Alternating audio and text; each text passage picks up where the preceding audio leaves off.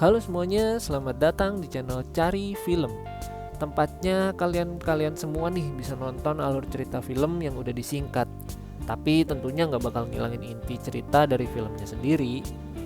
Film yang mau dibahas kali ini yaitu Journey 2 The Mysterious Island yang dirilis pada tahun 2012 dan diperanin sama Dwayne Johnson alias The Rock sebagai salah satu pemeran utamanya. Film ini mengisahkan tentang seorang anak laki-laki bernama Sean sedang mencari kakeknya yang hilang selama beberapa tahun, dan ternyata kakeknya ini kejebak di pulau misterius di tengah-tengah Samudra Pasifik.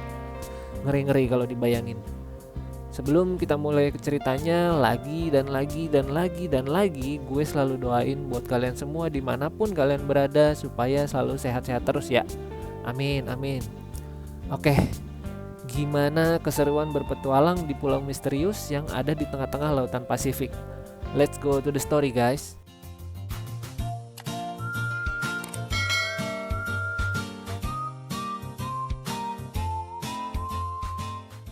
Whoa! Oh, I most certainly am. This is amazing. Cerita diawali dengan adegan kejar-kejaran antara seorang pemotor brutal dan mobil-mobil polisi patroli. Selain ngebut dan ngelewatin palang pintu lintasan kereta selagi nyala, si pemotor ini juga nekat masuk ke pekarangan rumah orang dengan nabrakin motornya ke pagar rumah tersebut. Sampai akhirnya ketika dia stuck karena jalur depannya ketutup pagar lain, pemotor ini ngelakuin freestyle dengan motornya dan terjatuh di kolam renang di rumah orang itu beserta motornya. Kemudian dia tertangkap dan di sini kita tahu nama pemotor ini yaitu Sean Anderson, anak dari Hank yang dikejar-kejar sama polisi gara-gara dia udah nerobos ke fasilitas satelit. Nanti dijelasin cuy alasan dia nerobos fasilitas satelit. Not good. Here we go. Jadi si Hank ini ayah tirinya Sean. Makanya Sean kurang betah di rumah dan alasan dia nerobos fasilitas satelit karena dia beberapa hari lalu ngedapetin sinyal radio yang ngirimin kata-kata terus disusun sama dia jadi kode kriptogram. Cuma karena sinyalnya nggak kuat, makanya dia nerobos fasilitas satelit supaya dapat suara dari sinyalnya itu jelas. Gitu cuy. Hank yang pengen ngedeketin diri ke Sean dan punya sedikit ilmu tentang beginian ngebantu Sean mecahin kode itu. Dari kalimat pulau itu nyata, lanjut ke buku dari penulis-penulis yang nyeritain tentang pulau misterius. Mereka nemuin clue-clue tambahan sampai akhirnya kodenya terpecahkan dan mereka ngedapetin koordinat lokasi dari pulau misterius tersebut, yaitu 100 mil dari pantai Palau yang berada di tengah-tengah Samudra Pasifik. We have 3 different books by 3 different authors. We found your mysterious island. Setelahnya Sean main packing barang buat langsung berangkat ke lokasi ya kan. Awalnya nggak dibolehin sama Hank, tapi setelah Sean bilang kalau sinyal yang dia dapat itu berasal dari kakeknya yang udah nggak ada kabar dalam 2 tahun terakhir, akhirnya Hank ngizinin. Tapi tentunya Hank ikut nemenin sekaligus ngejaga Sean. Sampailah mereka di pantai Palau dan langsung cari sewaan perahu buat menuju ke lokasi. Tapi nggak ada satupun orang yang mau karena tujuan mereka dikenal sama warga setempat sebagai lautan yang berbahaya dan banyak badainya. Lalu tiba-tiba muncul seorang penduduk lokal bernama Gabato nawarin kendaraan menuju lokasi yang dituju Sean sama Hank. Ketika melihat kendaraan yang ditawarin Gabato, awalnya mereka niat ngebatalin. Cuma ketika Gabato ngenalin anaknya, Kailani, Sean terpukau dengan kecantikannya terus sepakat sama transaksi jasa antar itu. You won't be disappointed. Pretty freaking gorgeous. Sesampainya di lokasi, ternyata emang benar yang dibilang warga setempat kalau tempat itu dihinggapi sama badai-badai ekstrim di tengah lautan. Pas keadaan mulai gawat, Sean mengatakan pulaunya ada di pusat badai sesuai dengan titik koordinatnya. Jadi mereka harus masuk ke dalam badai itu kalau mau sampai ke pulaunya. Hank yang gak peduli sama omongan Sean minta Gabato untuk putar balik supaya selamat dari tempat itu. Tapi yang terjadi, The throttle's broken.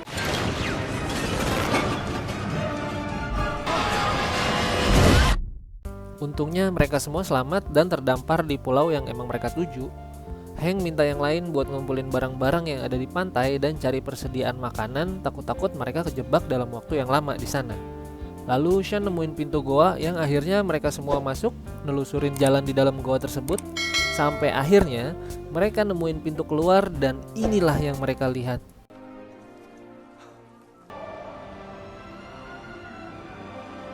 Mysterious island.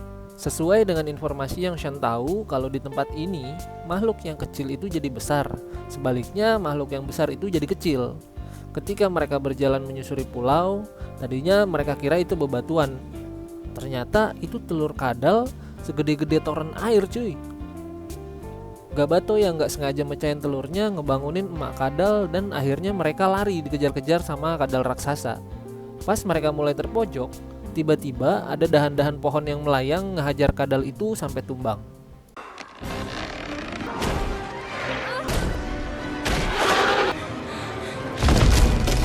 Ternyata kakeknya Shan yaitu Alexander yang masang perangkap tadi dan udah nyelamatin mereka semua. Jadi bener yang ngirim sinyal itu emang beneran kakeknya. Dia tuh kejebak di tempat ini, tapi sebenarnya emang dianya aja yang suka berpetualang. Lalu mereka semua pergi ke rumah pohon milik kakek Alex dan si kakek ngejelasin kalau mereka baru bisa ngirim sinyal radio untuk minta pertolongan itu kisaran 2 minggu lagi. Keesokannya kakek Alex ngajak mereka ke suatu tempat yang indah dan gak akan disangka-sangka terletak di pulau tersebut. Dalam perjalanan, si Shan ngajak Kailani ngobrol, tapi sayang PDKT-nya gagal. Hank yang ngeliat dari belakang ngasih nasihat ke Shan gitu kan, ngajarin gimana cara PDKT ke cewek. Tapi ya begini nih, lihat aja sendiri. Thousands of years.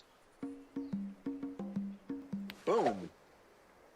Ketika udah sampai, mereka semua kagum sama keindahan yang mereka lihat di depan mata.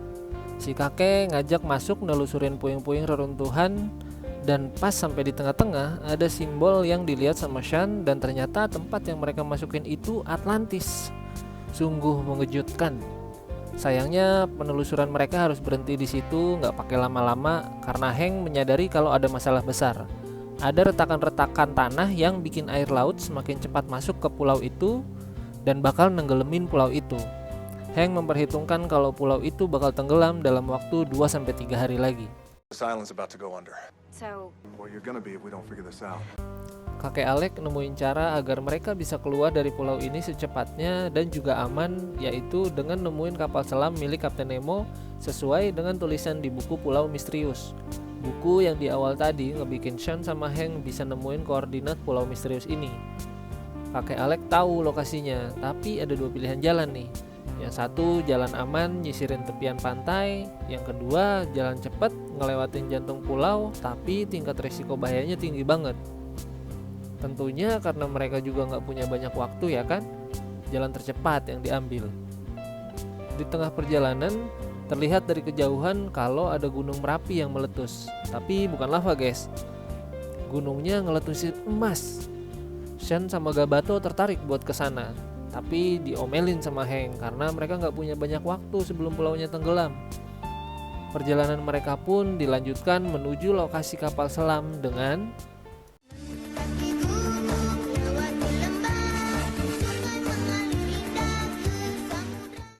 aduh, di satu sisi indah ngelihatnya, tapi di satu sisi ngeri banget sumpah kalau ngeliat ke bawah pasti itu. Bye-bye, Go. Hank ngeberhentiin perjalanan karena dia protes sama Alex. Katanya jalan tercepat, tapi kok harus manjat gunung begini? Karena lokasi yang dituju ada di balik gunung. Tapi sang kakek tentunya gak kehabisan ide, karena tiba-tiba dia muncul dengan naikin seekor lebah segede gini bro. Gila, bayangin deh, kalau di dunia ini ada lebah segede gitu, yakin lo mau nunggangin? Akhirnya ya mau gak mau mereka lanjutin perjalanan naikin lebah super jumbo gitu. Namun tiba-tiba ada kawanan burung pemakan lebah yang ngejar-ngejar mereka. Di sini pertarungan epik pun dimulai antara tim burung jumbo ngelawan tim lebah jumbo yang ditunggangin sama tim penjelajah. Yes, bees! Sayangnya Shan terjatuh sehingga kakinya luka lumayan parah. Jadi mereka harus nge-stop perjalanan buat istirahat. Lagi juga hari udah mulai malam. Paginya Shan bangun karena ternyata air laut udah mulai menggenangi pulau, yang artinya pulau akan semakin cepat lagi tenggelam. Masalahnya di sini Gabato menghilang. Kailani bilang ternyata semalam Gabato ngomong bahwa dia akan berusaha dapetin uang buat Kailani kuliah dan ngedapetin hidup yang lebih baik.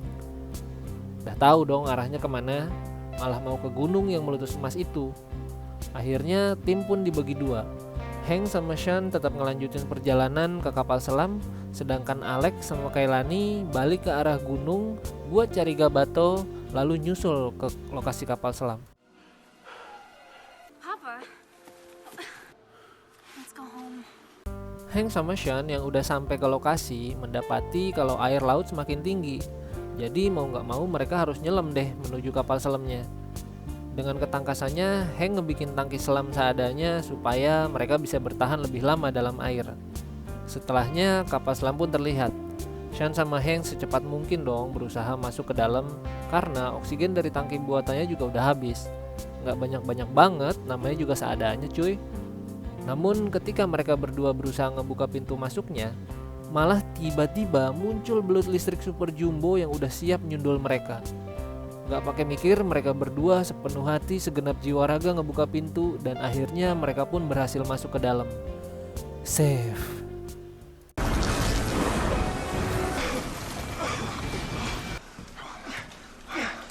Di dalam ketika Hank nyalain mesin kapal, sempat nyala, tapi abis itu langsung mati. Setelah dicek, ternyata baterai buat nyalain mesin kapal udah gak ada isinya, butuh dicas lagi. Masalahnya, mereka butuh listrik ratusan kilowatt buat nyalain kapal segede gini.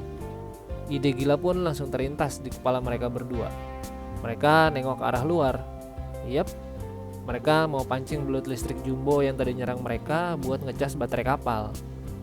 Setelah melakukan persiapan, sebelum Hank keluar, Sean ngomong ke Hank kalau dia harus kembali. Sean di sini udah mulai nerima Hank sebagai ayah tirinya dan dia nggak mau kehilangan anggota keluarganya lagi. Hank tentunya ngeyakinin Sean bahwa dia pasti kembali, karena emang itu udah jadi tugasnya dia buat ngejaga dan ngebawa Sean pulang dengan selamat. Pertempuran epik pun dimulai. 1,000-watt smile. Di luar ternyata Alex, Kailani, dan Gabato sudah sampai di tebing lokasi kapal selam. Namun keadaan udah mulai kacau balau. Gunung meletus, tsunami besar, gempa super dahsyat yang nyebabin mereka bertiga pasrah dan harus terjatuh ke dalam air karena landasan yang mereka pijak hancur gara-gara gempa. Hank yang udah berhasil menangin pertempuran lawan belut listrik jumbo sekaligus udah ngisi baterai mesin, akhirnya kembali ke dalam kapal dan kapal pun berhasil nyala. Dia datang di waktu yang tepat buat nyelamatin Alex, Kailani, juga Gabato. Down we go! Mereka semua pun akhirnya berhasil keluar dari pulau misterius meskipun dengan adanya satu masalah kecil yang langsung beres abis ditembakin misil, easy peasy kok.